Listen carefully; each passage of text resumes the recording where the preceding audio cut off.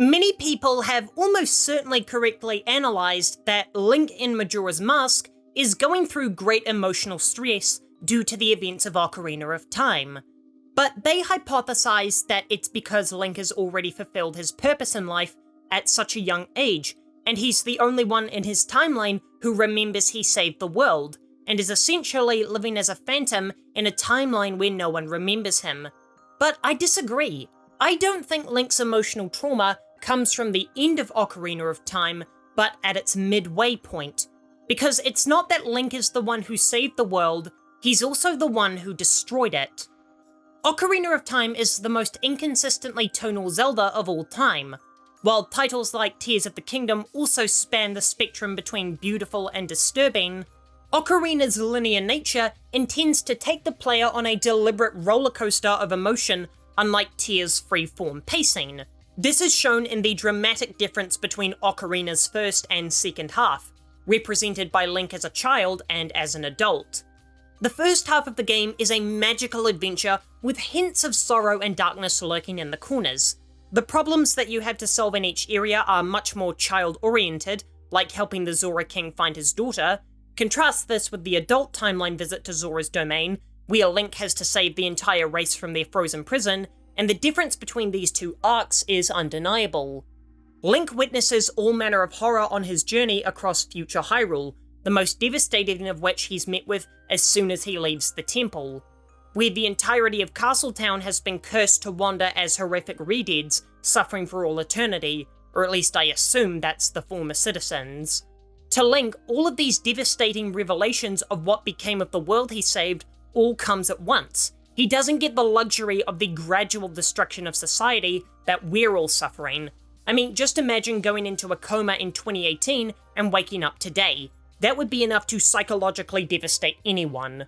And as this mountain of suffering is all dumped onto Link at once, he can never escape the knowledge that the blood of everyone who's died in the 7 years he's been asleep is on his hands. Though others may attribute it to Zelda and Raru's guidance, Link shares in their naivete, and being the one who physically pulls the sword must also come with its fair share of guilt.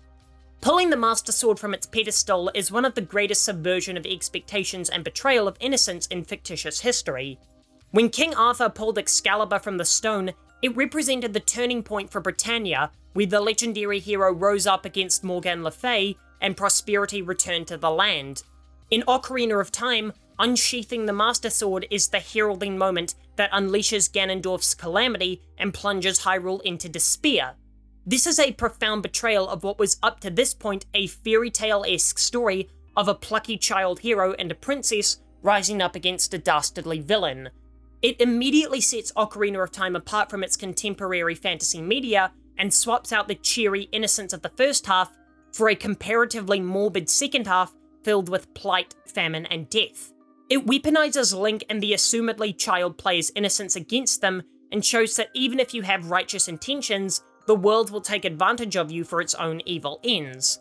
This proto-would you kindly twist reveals the true perspective of Ocarina of Time, as what we assumed was a silly children's tale about good triumphing over evil rapidly devolves into an apocalyptic nightmare. In the first half, we see the world with the innocent perspective of childlike Link, and after his mistake causes the world around him to collapse, we confront him with the consequences of our carefree attitude. That straightforward plot structure of the first half is as generic as you can get. Gather the 3 magic jewels for the princess. And that simplicity isn't questioned by the player, because we are playing as a child.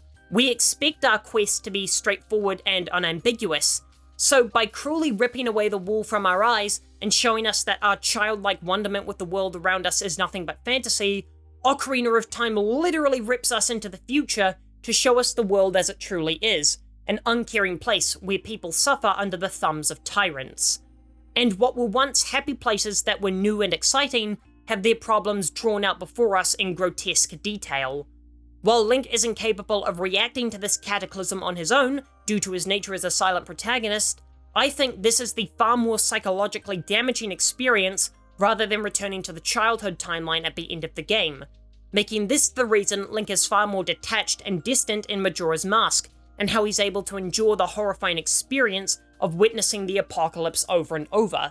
because he's already seen the world destroyed, but at least this time it's not his fault. It also makes sense why he'd leave Hyrule for Termina, something Link has never done before, because he must be racked with guilt over living in the peaceful world that he himself helped destroy.